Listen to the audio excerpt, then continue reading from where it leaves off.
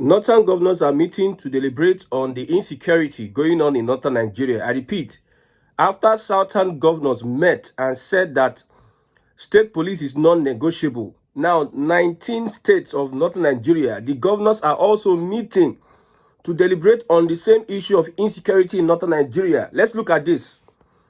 The governor of Kaduna State, Senator Obasani, will host governors of the 19 northern states under the umbrella of the Northern Governors Forum, chaired by Governor Inuwa Yahya of Gombe State, alongside traditional leaders, security experts, and other stakeholders.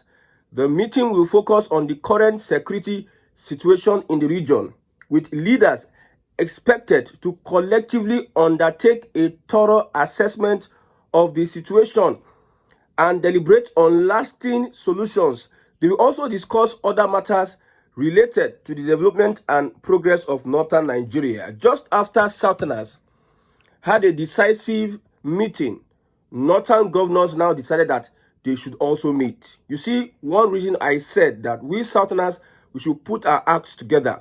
Because if you are waiting for one Nigeria, everybody to start talking about security, we will get nowhere. So in southern Nigeria, every community, every constituency, every state must be able to protect its lands and borders, come together politically in southern Nigeria, have a policy directive that everybody will follow, have a policy and security blueprint that everybody will follow. Then these northerners that have been relaxing, have been putting this lackadaisical attitude in area of security, will now sit up. Now, northern Nigerians, 19 of them, they are sitting up, having a meeting on the same insecurity we have been shouting over the years. Now, there are problems with this meeting. You know, we have the Arewa, we have the Northern Governors Forum. The Middle Belt is saying that we don't want to be part of this union. So I don't know how they are going to be able to come to a reasonable resolution on the issue of insecurity in northern Nigeria. Okay? Now, note that kidnapping, abductions, and attacks have increased as President Tinubu approved Nigeria-US security partnership. Why?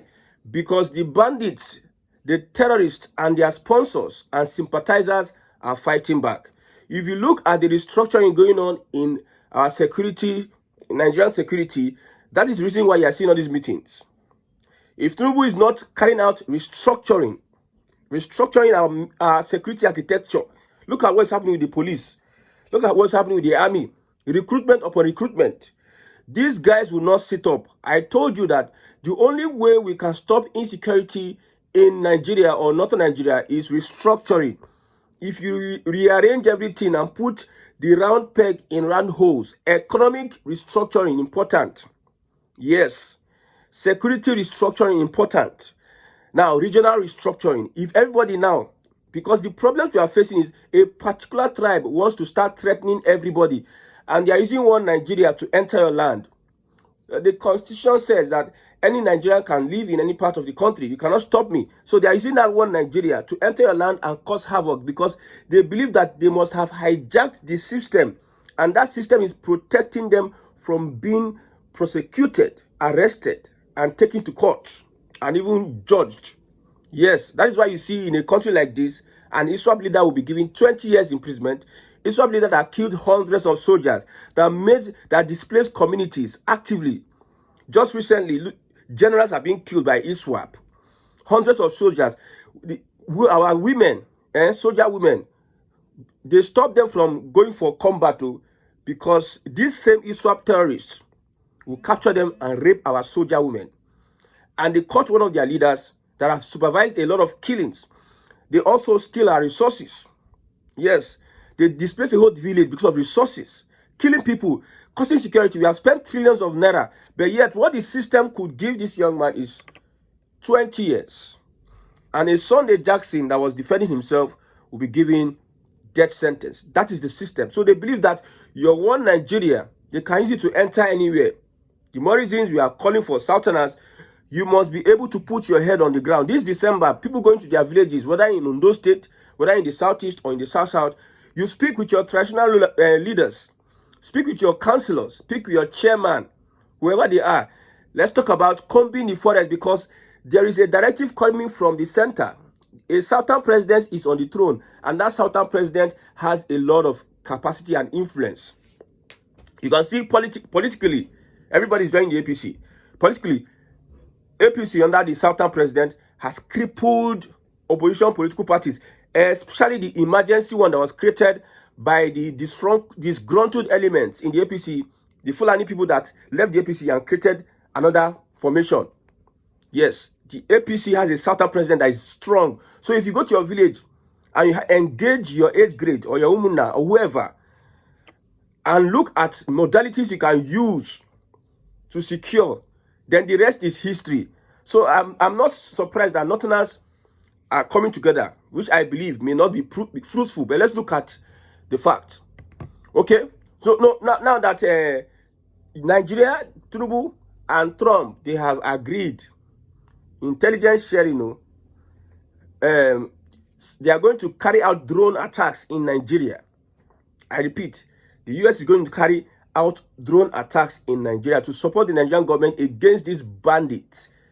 After restructuring the military, we must be able to fish out all those elements that sabotage, all those bandit sympathizers. We must be able to find a way to fish them out or limit whatever influence they have.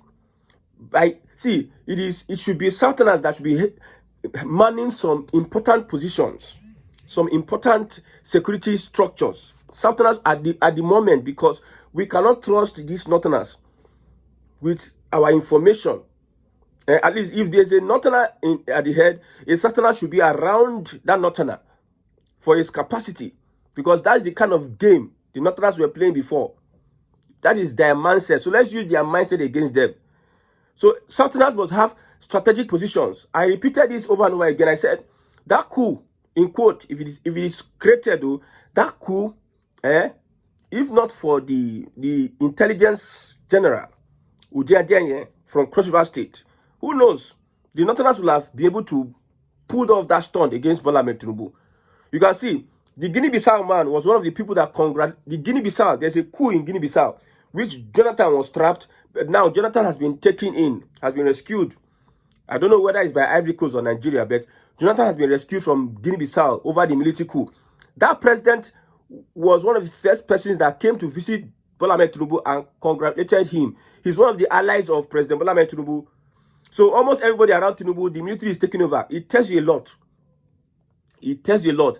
Military is taking over. It tells you a lot.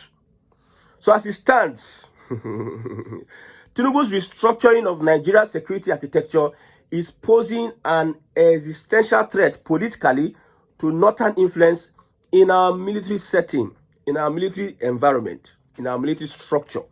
Tinubu's restructuring of Nigeria's security. See, if the Fulani have any opportunity to come back to power again, they will start from the foundations. They will uproot all the things. That's why we need a lot of time. A Southern president that understands what Southerners need to do at this point in time needs to win the next election. I tell you, a Southern president needs to win the next election. Of course, according to the unwritten arrangement, it is North and South. So it is the turn of the South. So the North should not argue, except they want to tear their ACL. They want to burn their fingers. We have started threatening like Northerners. Yes, we have started threatening like the Fulanis. Usually before, our senators will not be able to speak to their Northern counterparts, challenge them, because they believe that they own Nigeria and they are threatened. But now we have an opportunity. So this restructuring has come to stay. Okay?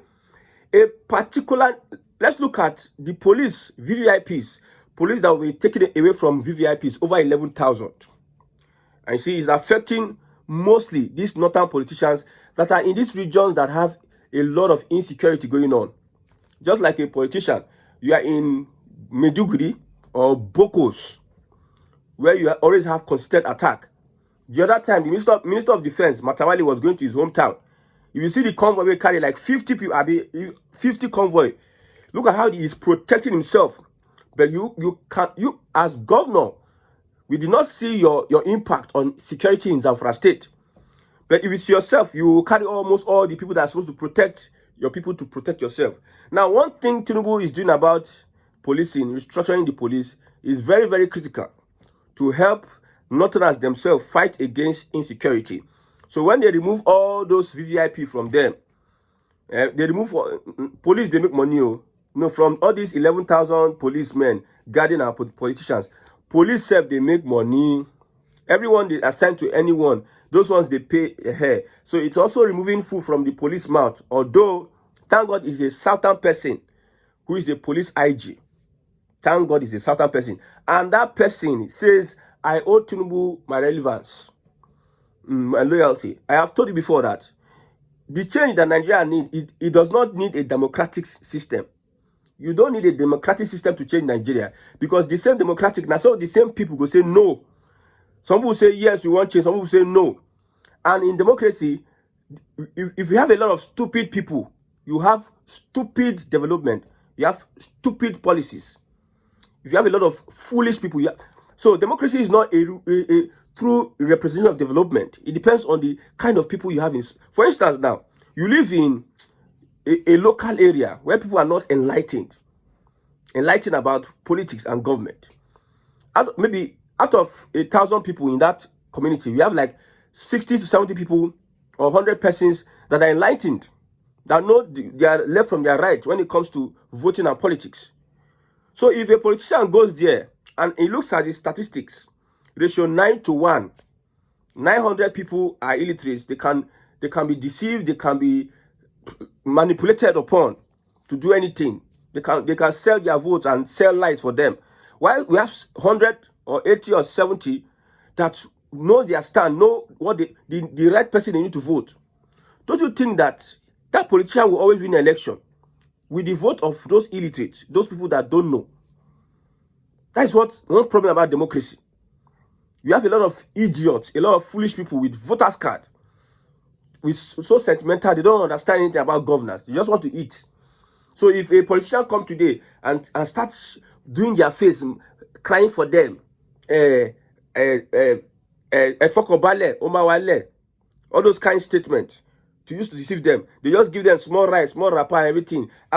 Yes, they'll just vote. They vote. At the end of the day, nothing happens. No steady light, no health care, no portable drinking water, no security, nothing. They'll be doing those manipulation and deceit for like 8 years, 10 years, 20 years. Since 1960 to now, we cannot boast of anything as a country with all our technocrats. So as it stands today, that restructuring of police will make sure those Northerners, they sit up. They will sit up. It's not these ones that will come and be speaking grammar. If they see that there's no police, and they have to be, most of them, the NSCDC is a creation that is not that, there's not so much nepotism like we have in the police. The Fulani have not been able to so much infiltrate the NSCDC. Or they may even collect private. That private are limited. It's not like police. So they are left with, look at what a particular Northern senator said, that if Tinubu go on with his reform of the police, just like the removal of police from VVIPs, Northern politicians will be the next target of the bandits. Their lives will be at a great risk. They will be exposed to attacks. It is good that these politicians be exposed to attacks so that they will have to do the needful on insecurity. They will have to do the needful. Yes, a particular senator said that even though it is my son that is a negotiator, they should arrest him. He said it at the house. And they are forgetting that there's a Gumi that is there, but they will not mention names.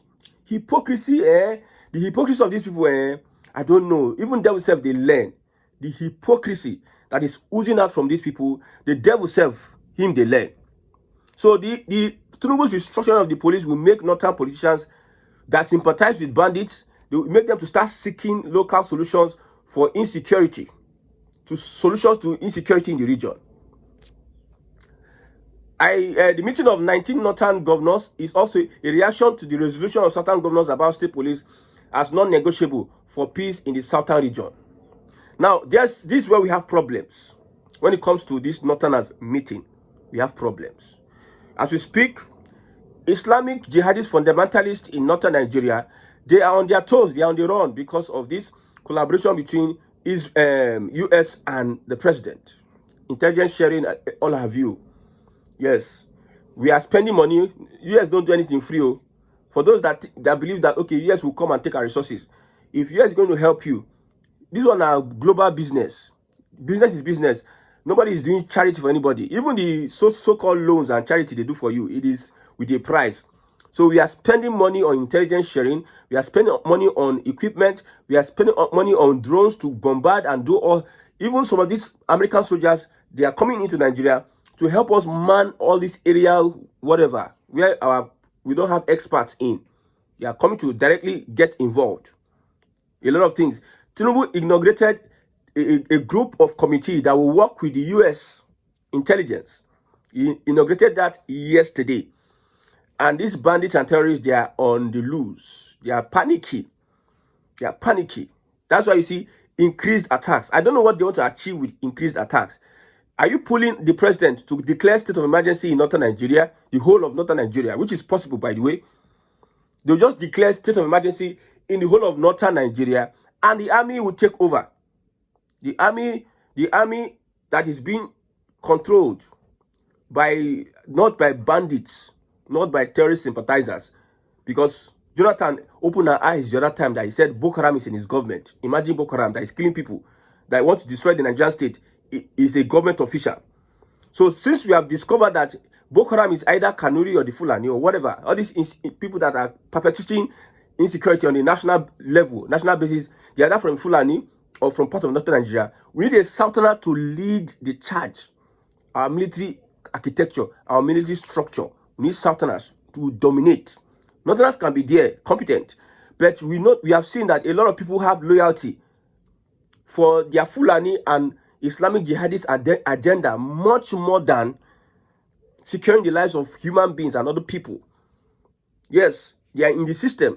And how would they weaken the system? It's the same thing. Those that are playing outside, the rat that is outside is playing his own role. The rat that is inside is also playing his own role. They are like a football team. I told you, we have the goalkeeper, which they are top leaders. Whether that's sort, I don't know. You have the defenders, which are their religious leaders. They tell them, say, you are doing this for God. You are doing this for Allah. Religious and traditional leaders. You are doing this for blah, blah, blah. They defend them. The midfielders are those that enable them. The financiers, the politicians, the governors, and all have you. The people in positions. Financing whatever they are doing. Then the attackers are the bandits, the Fulani terrorists, and everybody swap that are destroying. So they are playing against the Nigerian state while in this Nigerian system. They are fighting against the Nigerian state while they are in the Nigerian system. So the problem with this meeting of northern governors, let's look at it. Will there be a united northern Nigeria? This is a question we're asking. Will there be a united northern Nigeria? Now that the Middle Belt is asking that we don't want to be part of Arewa, because Arewa has shown us that they have come to put us under slavery, like the way they did the Hausa people. And we have resisted them over the years, and they still keep on coming. They want to use one Arewa, and they will be entering us, will be bullying us, giving us directives with Arewa. The person leading is, I think, Ubasani of Kaduna State. Amongst the 19 northern governors, 9 of them are Fulani. Ubasani, yes, will be hosting the governors. So will the Middle Belt? Will the Middle Belt be in support of this? I'm looking at the Northern Governors Forum will be chaired by Governor Inuwa Yahya of Gombe State, alongside traditional leaders, security experts, and other stakeholders. Will the Middle Belt align with what this Fulani-led Northern Nigeria, Fulani-controlled Arewa, is going to do? Because there's nothing that they will do without the influence of the Fulani. Would states put aside their differences and seek for a permanent solution to the insecurity? People are benefiting from the insecurity. People don't want the insecurity to stop because it is their lifeline. Like I said, if politicians put Nigeria, if they are willing to make Nigeria work, they know what to do. More than me and you, that we are sitting here, we are talking. They know what to do. But they will not do it because Nigeria working is against, it will be a disadvantage to them. I repeat, Nigeria working would be a disadvantage to them. That is why they don't want it to work. This is just the reality. So would these northern states put aside their differences and seek for a permanent solution to the insecurity going on in northern Nigeria? Now, this one is very important. Northwest and Northeast have Hisbah police already. You know, the southern governor said that we need to have a police structure. The president said that any state that can afford policing structure, they should go about it. Any state that can afford, like what Ondo State did with Amotekun. Although Lagos State rejected the Amotekun because they believe that Lagos State is largely safe and they have a lot of security structure, architecture in Lagos State. But Tinubu is saying that if you can afford your state police, afford. Already we have in the Northwest and the Northeast, Hisbah police. Now the point here is that some of these states are Sharia inclined, religiously inclined, Islamic jihadist fundamentalist inclined. Would these Hisbah police not disrupt their resolutions if there's going to be a policing structure? Would they want to ask other people to embrace, because Kano State is embracing Hisbah now, or a kind of policing like Hisbah that is religious based? Would they want to impose this religious based whatever? Because the population of Muslims that are there would want something that will represent them. Anywhere you see Muslims are in the, like, the population is high, my brother. When you see their population is high, the tendency is for them to influence their own decisions over you is high. What they want it to overload it over you. When you see a place whereby population of Muslims is in the high side, they want to lord their own decisions over you. So would they agree when they have this Hisbah police? Would that Hisbah police become a template for state police in northern Nigeria? These are questions. Now, would the Fulani jihadist Islamic fundamentalist influence lead to a genuine resolution? Will people agree to whatever this jihadist fundamentalist, Islamic jihadist, Fulani Islamic jihadist wants to impose on everybody? And lastly, would northern politicians be able to name terrorist sponsors and negotiators amongst them for prosecution? Would they be willing to work with security agencies to name, shame, prosecute, and if not, let justice be served on both the terrorists and their sponsors? Would they be willing? Would they be willing to make us resolve, or they're just reacting to certain governors' meetings so that it will not be as if they are not standing? May God help Nigerians.